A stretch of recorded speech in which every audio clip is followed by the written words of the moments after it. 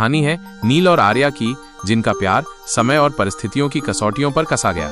नील एक प्रतिभाशाली चित्रकार था जिसके हाथों में रंगों को मिलाने की जादूगरी थी, और आर्या एक मुक्त आत्मा जिसने संगीत की मधुर धुनों में अपनी आत्मा को गढ़ा था। उनकी मुलाकात एक सामान्य दुर्घटना में हुई जब नील की पेंट ब्रश आर्या की नोटबुक पर गिरी और उसमें रचा बसा संगीत रंगों में बहने लगा। प्यार ने धीरे धीरे अपने पंख पसारे और नील और आर्या ने साथ मिलकर संगीत और कला की एक नई दुनिया को जन्म दिया।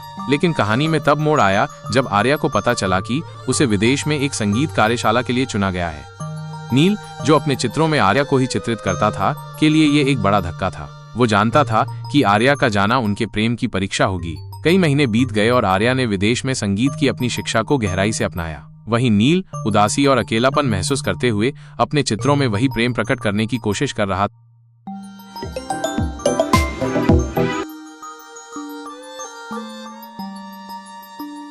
था जो आर्या के सानिध्य में उसे महसूस होता था। आर्या ने अपनी संगीत यात्रा को पूरा किया और वापस आ गई। नील और आर्या का पुनर्मिलन हुआ, लेकिन कुछ बदल गया था। सांस्कृतिक मतभेद, आर्या के संगीत में बदलाव और नील के चित्रों में आई उदासी ने उनके प्यार को प्रभावित किया।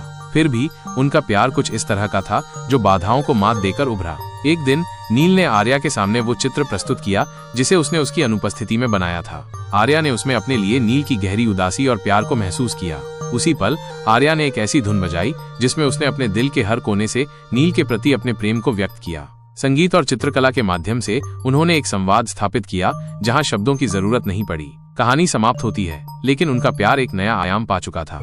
एक ऐसा प्यार जो उनकी रचना, उनके संगीत और उनके चित्रों में अमर हो गया था। प्यार की अधूरी दास्तान, एक अमर प्रेम कहानी। केवल एक कहानी नहीं, एक एहसास है जो प्रेमियों को प्रेरित करता है कि सच्चा प्यार कभी अधूरा नहीं होता, चाहे परिस्थितियां कैसी भी हो।